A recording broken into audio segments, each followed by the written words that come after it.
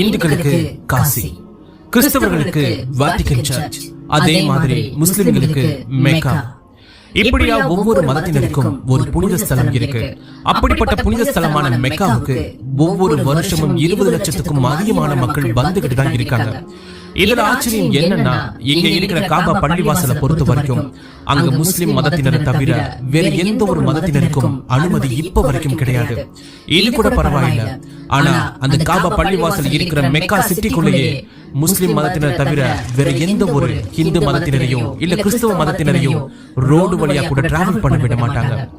எந்த அளவுக்கு இவ்வளவு கட்டுப்பாடு சவுதி அரேபியா கவர்மெண்ட் விதிக்கிறத பார்க்கும்போது, அப்போ மெக்காவுல இருக்கிற அந்த காபா பள்ளிவாசலுக்கு பின்னாடி இருக்கிற மர்மம் என்னவாக இருக்கும்? Welcome to top info Tamil.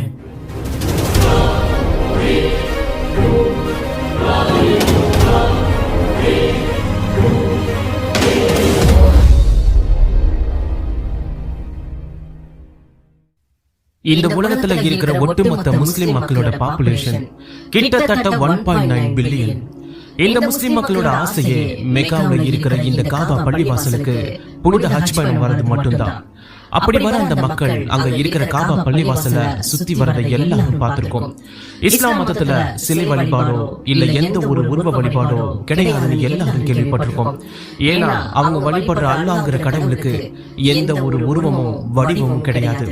இப்படி இருக்க காபா பள்ளிவாசலுக்கு வர மக்கள் ஏன் அந்த காபா பள்ளிவாசலை ஓடி போய் தொட்டு வணங்குறத பார்க்கும்போது, எந்த ஒரு உருவ வழிபாடும் இல்லாத இஸ்லாமிய மக்கள் காபா பள்ளிவாசலை மட்டும் வணங்குறத கவனிக்கும் போது, அப்போ இஸ்லாமிய மதத்துல உருவ வழிபாடு இருக்கா அப்படிங்கிற கேள்வி எல்லாருக்கும் வரும்.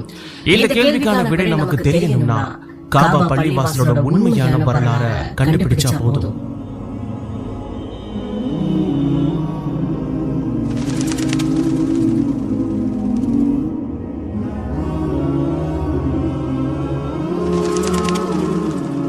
பலாயிரம் வருஷத்துக்கு முன்னாடி இறை அருளால பூமியில படைக்கப்பட்டவர்கள் தான் ஆதாம் ஏவாள். இந்த ஆதாம் ஏவாள் பத்தி இஸ்லாமிய மதத்திலும் சரி கிறிஸ்தவ மதத்திலும் சரி நிறைய குறிப்புகள் இப்ப வரைக்கும் இருக்கு. அப்படிப்பட்ட ஆதாம் ஏவாள் இறை அருளால இந்த பூமியில தனியா வேற வேற இடத்துல விடப்பட்டு பல நாட்களுக்கு பிறகு இறுதியா அவங்க ஒண்ணு சேர்ந்த இடம் தான் இன்னைக்கு மெக்கான்னு சொல்லப்படுற இதே இடம். ஆதாம் வாழ்ந்த காலத்துல இறை அருள் ஆதாமுக்கு கிடைச்சிருக்கிறதுனால அவர் தன்னோட இறைவனை வணங்க ஆசைப்படுறாரு.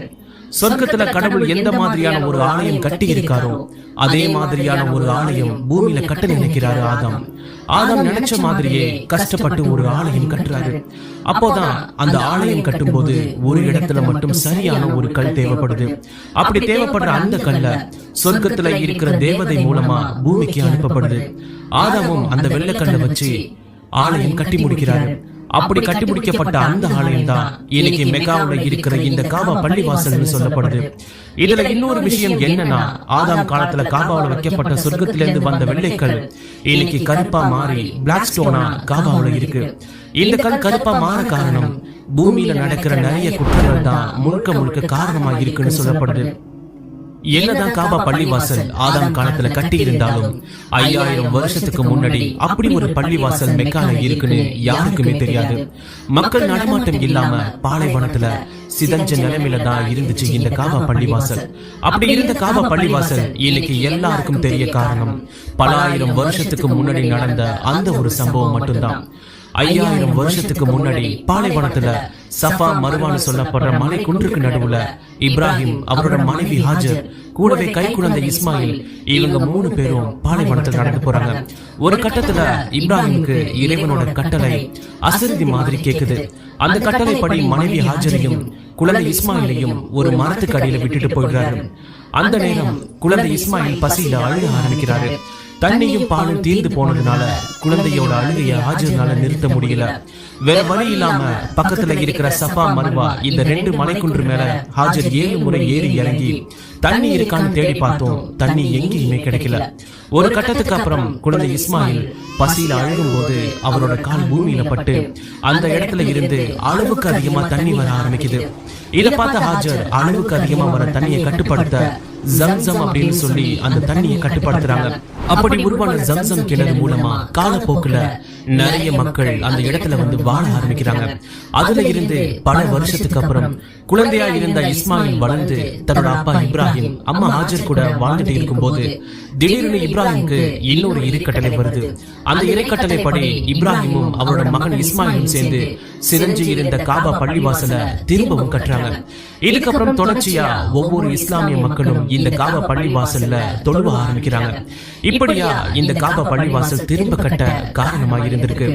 இதுக்கப்புறம் காலம் கடந்து போக போக காபா பள்ளிவாசல் நிறைய மன்னர்களால ஒவ்வொரு காலகட்டத்துல புதுப்பிக்கப்படுது. காபா பள்ளிவாசலை தொடர்ந்து நிறைய பள்ளிவாசல்கள் உலகம் முழுக்க இருந்தாலும் இந்த உலகத்துல முதல் முறையா கட்டப்பட்ட பள்ளிவாசல் தான் இந்த காபா பள்ளிவாசல். இதனாலதான் உலகத்துல இருக்கிற ஒவ்வொரு முஸ்லிம் மக்களும் காபா பள்ளிவாசலுக்கு வர காரணமாக இருக்கு. அப்படி இருக்கிற இந்த காபா பள்ளிவாசல ஒவ்வொரு முஸ்லிம் மக்கள் தொட்டு பார்த்து வணங்க காரணம் ஒண்ணு மட்டும்தான்.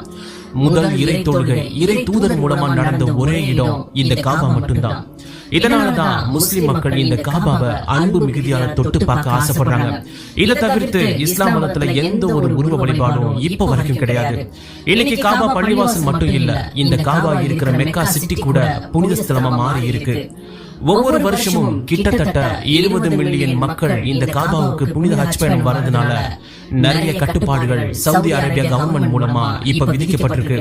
இந்த காரணத்தினாலதான் முஸ்லிம் மதத்தை தவிர வேற எந்த ஒரு இந்து மதத்தினரையோ இல்ல கிறிஸ்துவ மதத்தினரையோ மெக்கா சிட்டிக்குள்ள அனுமதிக்கிறது இல்ல. இன்னைக்கு இந்த காபா இருக்கிற மெக்கா சிட்டி மூலமா ஒவ்வொரு வருஷமும் சவுதி அரேபியா கவர்மெண்ட்டுக்கு 12 பில்லியன் அமெரிக்கன் டாலர்ஸ் வருமானமா கிடைக்குது. உலகத்துல இருக்கிற ஒவ்வொரு முஸ்லிம் மக்களும் காபா பள்ளிவாசல் இருக்கிற திசையை பார்த்துதான் தங்களோட தொழுகைய ஒவ்வொரு நாளும் தொழுவாங்க. இவ்வளவு புனிதமான காபா பள்ளிவாசல் இருக்கிற இந்த மெக்காவை 1979 வருஷம் நவம்பர் 20 காபா பள்ளிவாசல் சில பயங்கரவாதிகளால கைப்பற்றப்பட்டுச்சு. துப்பாக்கி, வெடிகுண்டு மாதிரியான பல ஆயுதங்களை வச்சு கிட்டத்தட்ட 15 நாள் காபா பள்ளிவாசல் அந்த பயங்கரவாதிகளோட கட்டுப்பாட்டுல இருந்துச்சு. பல கட்ட போராட்டத்துக்கு அப்புறம் சவுதி அரேபியா கவர்மெண்ட் காபாவையும் மெக்காவையும் மீட்டெடுத்தாங்க. பல ஆயிரம் வருஷங்களை தாண்டியும் இன்னைக்கும் காபா பள்ளிவாசல் கம்பீரமா இருக்குன்னா அதுக்கு ஒண்ணு மட்டும்தான் காரணம். ஒட்டுமொத்த முஸ்லிம் மக்களோட நம்பிக்கையான அந்த அல்லாஹ் மட்டும்தான். இதுக்கப்புறம் காபா பள்ளிவாசல் எதுக்காக கருப்பு துணியால மூடி வைக்கப்பட்டிருக்கு? காபா பள்ளிவாசலுக்கு உள்ள அப்படி என்னதான் இருக்கு? 280 கிலோ தங்கத்தால காபா பள்ளிவாசலோட கதவு செய்ய காரணம் என்ன?